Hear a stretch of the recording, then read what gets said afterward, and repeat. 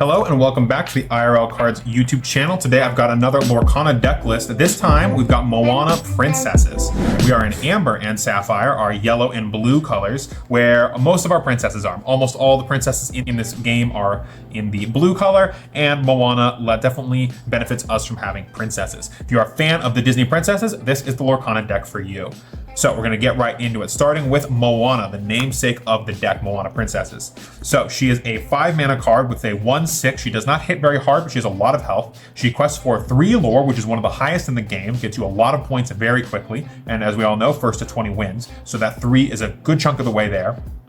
And her ability, when this character quests, you could ready your other princess characters. They can't quest for the rest of the turn, so you get to untap your princesses. So typically how this works is you quest with all your princesses, get a bunch of points because a lot of your princesses quest for either 1 or 2.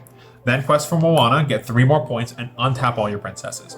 Then from there, you can either keep your princesses untapped and your opponents are unable to attack them because they are not exerted, they are not tapped, or since you cannot quest with them again, you can still attack with them. So if you need to do some board cleanup, you can then go to clean up your opponent's board after getting a bunch of points. Many princesses do not have a high health or attack stat, so this can be a little risky or really only viable against the low to the ground aggro decks, though it is an option to keep in mind.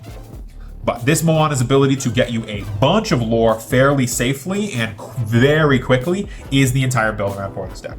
So now we're gonna go through our princess lineup. And we're just playing every princess that is currently spoiled in blue and yellow in our colors. We're just playing every single one. So to start off, we've got the 5-mana Aurora.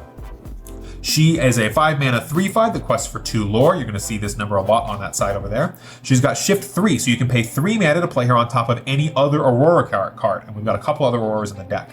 Also, your other characters gain ward, which is very important. It says that your opponent cannot choose them except to challenge. So any of those gray cards that are shooting your guys down, do not have to deal with those while Aurora's on the board. And if you have 2 Auroras on the board, they give each other ward. Aurora is definitely one of the cards that I do not like to quest with unless I'm about to win the game with her or make a push for winning the game at the end, because she is very hard to hurt unless she is tapped. And when she's tapped, your opponents can hit her, and then they can start blowing up your other princesses with card effects or with other annoying things you don't want them to target with, not always destroying them. So that's Aurora. Next up, we've got Ariel, a 4-mana 3/4 that quests for 2. Unfortunately, she cannot sing our songs, but that's just Ariel. I think it's kind of funny. I'm okay with that option. She is just another one of our higher end princesses that quests for 2 lore with decent stats on her front end. Next up, we've got our 4-mana Aurora. You don't really want to be shifting onto the 5-mana Aurora with this because she's 4 mana to play, 3 mana to shift. If you're playing her on 4, you're probably just going to play her on 5 for the mana to keep this Aurora up. But if you need the ward immediately or you want to keep that mana up for some other plays, it's an option. When you play Aurora, you choose target character that gets -2 attack for the turn. She is only a 2/5, so she's a little more defensive. She doesn't hit very hard. And that -2 can be nice for cleaning up some of the early game stragglers that you may have left around on your opponent's board that are just getting the lore right now. Makes your kind of weak defensively princesses not have to take as much damage, as well as being able to maybe hit some of those higher end threats. But she's a princess, so we're putting her in the deck. Next up, we've got Belle.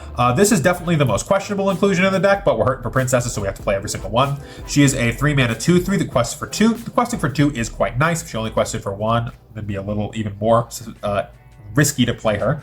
But whenever she quests, you can pay 1 less for the next item you play this turn. So this synergizes quite well with Moana. Quest her for the 2 points, play an item for 1 less, quest with Moana, untap her, and she's safe, good to go next turn.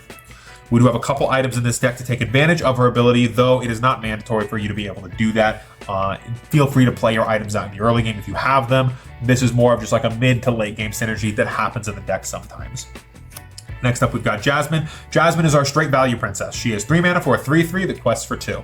She puts on pressure on the opponent as a 3/3. They're going to have to send 1 or 2 things in to take her out, and she will often trade back into their board, and she's going to be questing for 2 the whole time. She's one of the better princesses, especially alongside Moana. Gets a bunch of value, great for her stats. Love Jasmine. Next up, we've got the 2-mana Aurora. This is typically what you're going to want to be shifting on with the 5-mana Aurora. Play her on turn 2. She's a 2/2 for 2 that quests for 2. Love those numbers. And then on turn 3, you simply just drop your ward Aurora right on top, right on curve. Just like that. So this Aurora is quite nice. If we find more princesses spoiled in the future, the 4-mana Aurora and the Belle might get tough in this deck, but this 2-mana Aurora is here to stay. She is very strong. And for our last princess, we've got Minnie Mouse. Just another 2 mana 2/3, so she's got a bit of a bigger butt than Aurora, but she only quests for 1 more. She doesn't have any effects. There's only 3 princesses in yellow right now, and one of them is Moana. So that's the princess price that we're paying right now for not having most of the cards spoiled. Next up, we've got how we're actually finding and playing our princesses. Next, for the first one here, we've got Just in Time, the big combo card with Moana, and this allows a second option to be playing our Ward Aurora on turn 3. We can either shift her with the small Aurora, or we can do Just in Time. Because Just in Time is a 3 mana action card, it says you may play a character with cost 5 or less for free. Feel totally okay to be playing out Ariel or the 4 mana Aurora with this effect if you need it, especially the 4 mana Aurora's shrinking ability on turn 3 can allow you to take some early board presence, which is quite key for this deck, because your opponent gets too many guys, they can just kill all your princesses. Just in Time is an incredibly clutch card. Any deck that's playing Moana, even the non-all-in on princess decks, there's reasons to be playing this if you're splashing into other colors. This card is insane, and if Lorcana ever ends up doing a ban list, I expect Just in Time to be on that ban list quite quickly. This card is waiting to be broken, if not in the base set with the other cards that haven't been spoiled, in the future for sure. Keep your eyes on Just in Time, and definitely when the game officially comes out on August 18th, pick up as many Just in Times as you can. In my humble opinion, I'll probably be doing the same. Just in Time is a crazy card that we will always be playing in these colors. Next up, we've got Be Our Guest, a song that anybody can sing, which includes our Minnie Mouse. Any of our princesses can sing. There's technically another card here that's not a princess, because all of them are 2 cost or higher. You get to look at the top 4 cards of your deck. You may reveal a character card, put it in your hand. The rest go on the bottom of your deck in any order. This is primarily going to be used to dig to find our Moana, because without Moana, this deck can fall apart pretty easily. You're not putting on a lot of pressure because you don't really want to tap your princesses into more aggro decks because they'll just die. And then if you don't have any princesses on the board when Moana hits, she's not doing a whole lot. She's getting 3 more, which is nice, but then probably dying. So you want to definitely keep your princesses healthy, which means you need to be able to find your Moana as fast as possible to get back into the game. And finally, for one of our premier turn 1 plays, we've got Develop Your Brain. It's just a 1 mana spell, a 1 mana action card. Look at the top 2 cards of your deck, put one in your hand and the other on the bottom of your deck. Another way to dig for our princesses, either our Aurora line or our Moana. Just try to find the pieces. This is a combo deck after all, so you want to find the pieces as fast as possible. Next up, we've got the Lantern. This just helps with our curve. We don't want to be inking our princesses because we don't have too many of them, though the 3 mana Belle and the 4 mana Aurora are typically what I'm going to ink if I have to ink one of my princesses. But this Lantern allows us to play a little lighter on our ink, especially with Just in Time. We really don't need to be inking more than 4 or 5 cards at a time in any game. Once you're at 5, especially if you have a Lantern, or even 4 with a Lantern if you want to be a little greedy, your deck runs perfectly smoothly on its own. You're not going to be hurting for ink at those levels. So the Lantern just helps smooth out our curve and make sure that we aren't inking as many princesses as other decks might be. Next up, we got the Dinglehopper. As I keep saying, our princesses do not have a whole lot of health, so any health matters. Also, the Dinglehopper can confuse some math on some opponents, especially in multiples. These things allow you to actually position pretty aggressively. If you've got your 2/3 Mini or your 3/3 Jasmine, you can start attacking into their 2 power guys and just Dinglehop off the damage, and that forces them to swing another thing into your princesses. This combo works especially well with Moana when you quest with your princesses, then quest with Moana to untap your princesses, then your princesses get in aggressive, then your Dinglehoppers heal them back up to full health. This card is very strong and one of our items that can be played for free off of Belle, since it is only 1 mana. Our Lantern is another item in this deck. I think it's the only other item in this deck that works with Belle's quest ability. Like I said, Belle's quest ability is just kind of general upside, not necessarily something we're super building around. And then to round out the deck, we've got Let It Go, the 5 mana removal spell. There's only a couple cards in the game currently that just answer anything in the game, and Let It Go is one of them. Let It Go has the upside of being inkable, unlike the other 5 mana removal spell Dragonfire, as well as being a song. It is a little funny that in these colors so far, we do not have an Elsa, and the only Elsa in the game is 3 mana, so she can't sing the song anyways, but we do have a couple 5 costs in the deck, Aurora and Moana.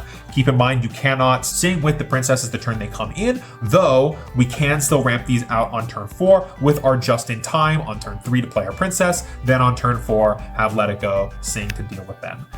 Do keep in mind if you're playing in shift decks, currently the way that the community is interpreting the rules is that if you use Let It Go on a shift card, both of the cards that have been shifted go into their inkwell. This can be risky into red or yellow decks or green decks, as they have a lot of really powerful powerful top end, and giving them that double ramp can be very painful, especially if you don't have your combo online. If you just need to buy yourself one turn, go for it by all means. Just keep that in mind on shift cards specifically, or decks that are playing red or green that have that top end right now. Ramping them can be a little problematic.